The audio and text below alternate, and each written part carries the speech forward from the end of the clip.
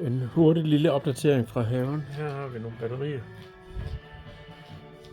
Til den her, vi får ikke slået græs i dag, det har regnet.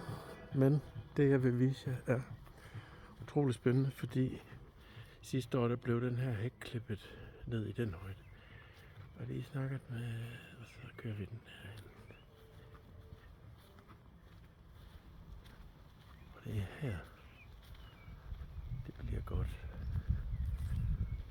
Fordi så ryger vi mangler 4 meter. Og så vil jeg kan mærke til det. Passer det næsten med højden, og så skal den bare lige ned med 20.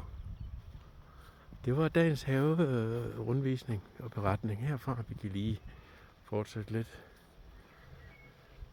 Der er sådan set slået græs, men altså det gror, når det regner, så. Men det når jeg nok. Hej.